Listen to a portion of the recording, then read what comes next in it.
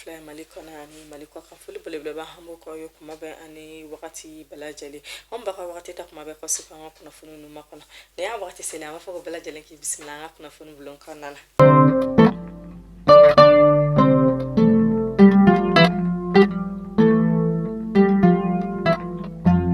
Alamsay September kalo tile fɔlɔ san 2022 kunnafoni daminɛla an b'a daminɛ ni kalanko kunkanko kunnafoniw ye o min an b'aw ladɔnniya k'a fɔ ko minisiri min sigilen don kalanko ta kunkanko ɲɛnabɔli ma n'o de ye madame Sidibe Dedo Usumani ale ye ni kunnafonidilaw ye fara ɲɔgɔn kan ba kɛ bi fara ɲɔgɔn kan min senfɛ n'a kɔni ala tigɛ sa ka walawalali kɛ ka kɛ ni ŋunuŋunu kuma minnu bɛ bɔlɔlɔ sira sanfɛlaw la n'o de ye k'a fɔ sa ko kalanta ko o yɛrɛ kɔni bɛna kɛ September kalo tile 16 nata o hukumu kɔnɔna na minisiri kɔni y'a yira bɛɛ la k'a fɔ sa ko September kalo tile 16 nata ko lɔkɔlimɛturu k'olu yɛrɛ de kɔni bɛna taa kalanso dayɛlɛ min n'u yɛrɛ kɔni bɛna taa labɛnni kɛ min de ka kalanso minnu yɛrɛ tiɲɛnen don fo ka taa se kalan bɛ kɛ fɛn minnu sanfɛ fo ka taa se lɔkɔlidenw mago bɛ se ka jɔ fɛn fɛn ma walasa k'u ka kalan sabati ko lɔkɔlikaramɔgɔw yɛrɛ kɔni bɛna kalanso bɛɛ lajɛlen dayɛlɛ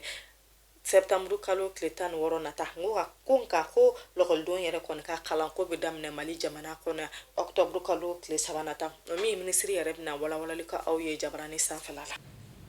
École yana ka taa fo baara dɔw de ka kɛ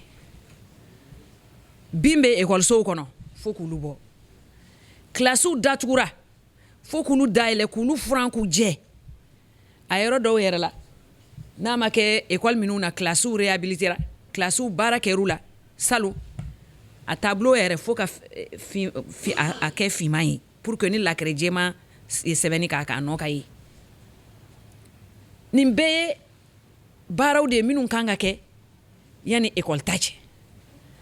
donc minnu bɛna daminɛ 16 septembre n'o ye école encadrement yɛrɛ administration mɔgɔw yɛrɛ olu de bɛna don k'o baaraw daminɛ yani octobre kalo tile 3 n'o bɛna kɛ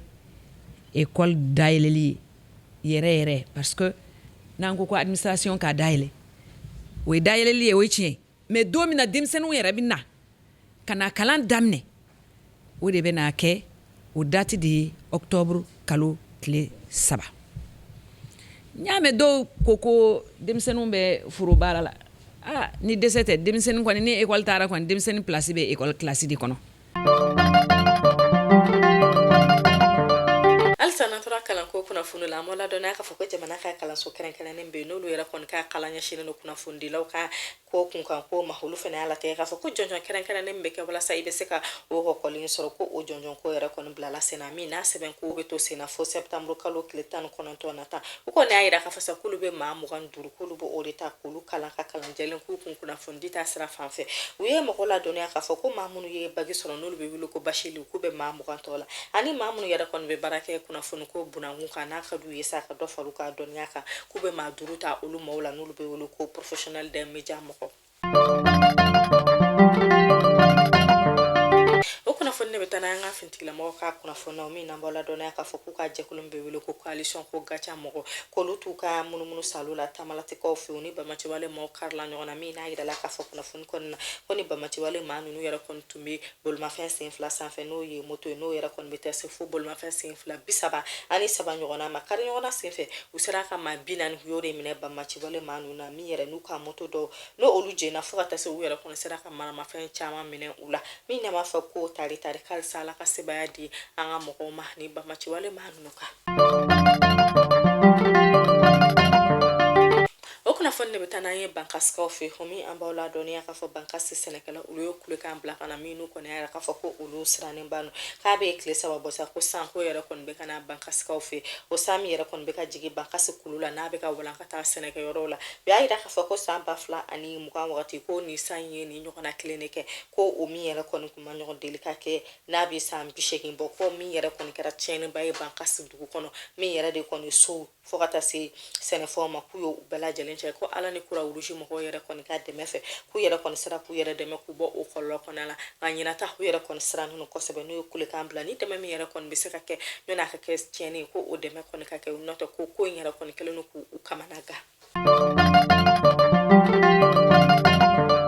An bɛ to to banka samta gurumara rusikaw fe homi na bola dona ka foka be kalo kelen bokon daga juru sira hale kon tega soro gurumara sukaw fe mi kon kelen no kamana gan ko bay ba ko gurumara rusi ale kon dugu mi yara kon ni la kana baliya na fanga ka bunyi ko sebe kabini ba machi wale maunu yara de kon tarabi daga juru sira so daga ro kan ko ulu bala jalen chen kambe wakati ni mne ko sansa ko gurumara sukaw ko lu yara kon tega soro daga juru sira la ko kum konana mawja ta kelen ko sebe ba mo munu yara kon be gurumara rusi lu be welelike mene na folo dumuni fo ata se froma ko blakata du uma wala sa ubuseku uyere de metugamna ngana fra ko nega juru sira hatigelo no guruma ro se ka hanu le mana no no cha munu be jien fantola ko oyere ko ni kelo no kamana gan ko baye bi ubulumi nu yere ko be ka fo ko fembela jele na suka kesa wala sa uluka nega juru sira hayere ko ka sika sigi sinka to ko ya mina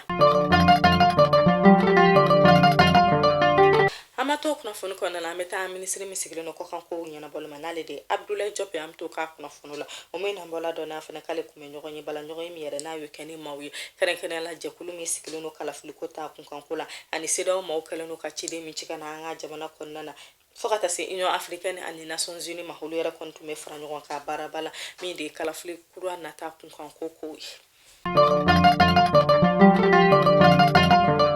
Alisa natoro kana kuna fonu la hambola dona ya fo kunu hanale kunyo utikalo kile bisaba anikele ko kon kunyo do karen karen mino kunyo blocking moko ka do blocking uliye kuna fondi la do munu yera kon ka kuna fonu be di ko sebe bololo sira o sanfe kunu kon kunyo luka do wala saka ni do nyana ma hu yera kon ala tege ka fra nyon ka bake kuna fondi lo ka sula no e maison de la presse minu yera kontra moko la donia ka yini ka anye folika moko blocking hale yera muni wa da fana jumene be blogging ani vlogger mo ko ni nyoko cheni do ba do video manna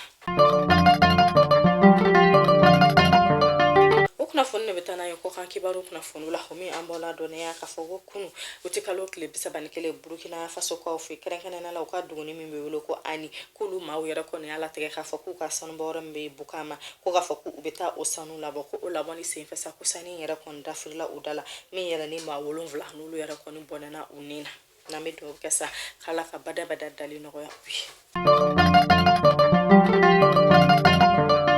mali kuna funi shojo ban la ba oni ne be dansi ga ngabi kuna funu na la ma bashi wara kana me nyoko sora kuna funu waro kanaka